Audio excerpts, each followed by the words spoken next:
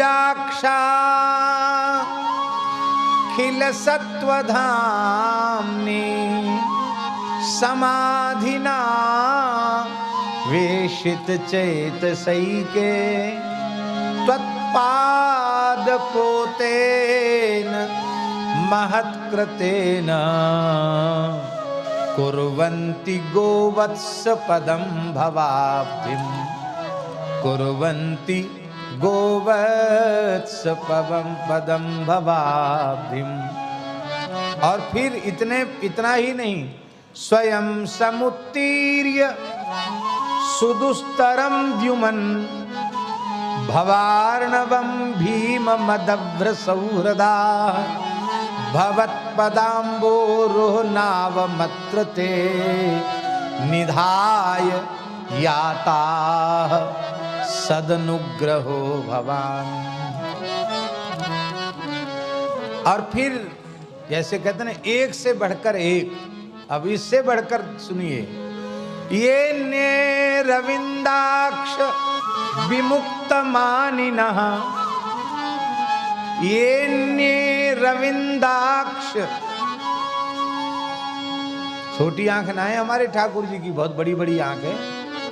ये ने रविंदाक्ष विमुक्त मानिनः त्वय्यस्त भावादविशुद्ध बुद्धया सीतारा आरुह्य कृच्छ्रेण परम पदम ततः पतन्त्यधो नादृत युष्मदंघ्रयः।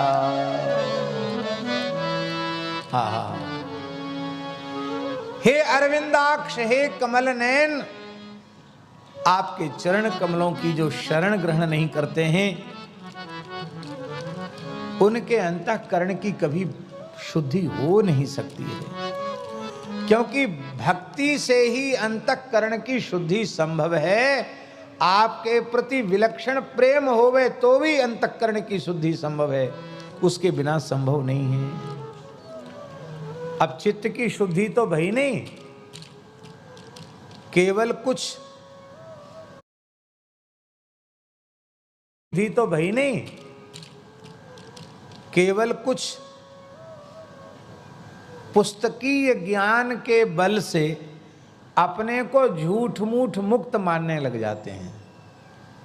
विमुक्त मानी न, विमुक्त है नहीं पर विमुक्त मानने लग जाते हैं। वस्तुतः वे अभी विमुक्त की बात तो छोड़ दो, अभी बद्ध विषयी जीव ही हैं, विमुक्त नहीं है। मुमुक्षुत्व भी उनमें ईमानदारी से नहीं आया, अभी बद्ध ही हैं, पर अपने को विमुक्त मानने लग जाते हैं। बोले चलो ठीक है, तब तपस्या करेंगे।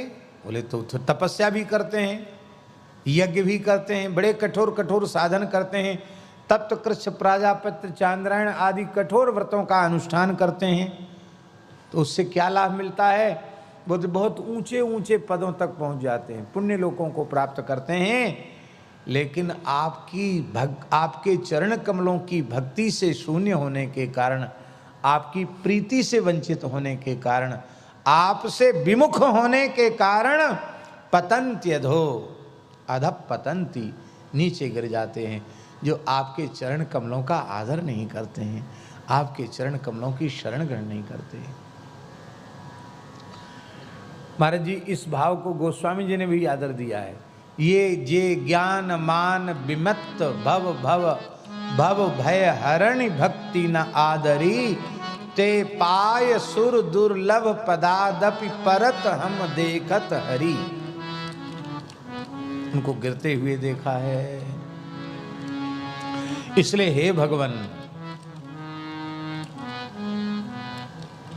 मत्स्यास्वकच्छप नृसिंह बराह हंस, राजन्य विप्र विबुधे सुकृतावतार, त्वं पासिनस्त्रिभुवनं च यथा धुनेश, भारं भुवो हरयदूत्तम वंदनन्ते।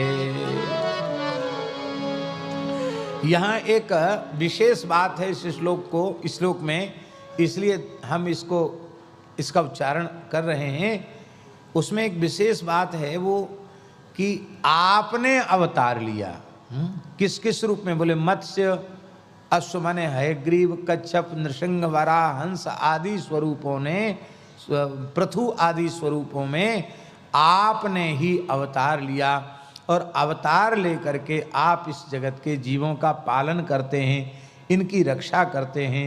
हे भगवान, इस बार भी आप अवतार लेकर इस धरती के भार को हरण कीजिए। हे यदुत्तम ते वंदनम, आपके चरणों में हम प्रणाम करते हैं। यहाँ महाराज जी एक विशेष बात है कि देव ब्रह्मादि देवता श्री कृष्ण का अवतार इन अवतारों को बता रहे हैं।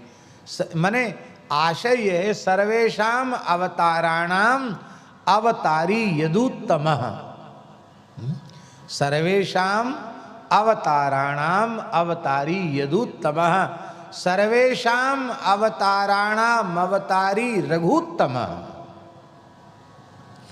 श्री रघुत्तम, श्री यदुत्तम, ये अवतार नहीं है, अवतारियों है, ये अवतार नहीं है, ये अवतारों के भी अवतारी हैं।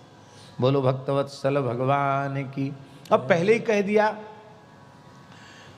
ऋषयो मनवो देवा मनुपुत्रा महूजसा कला सर्वे हरे रेव सब प्रजापतिस्तथा एते चांस कलह पुंसः कृष्णस्तु भगवान स्वयं इंद्रारि व्याकुलम लोकम मृडयन्ति युगे युगे।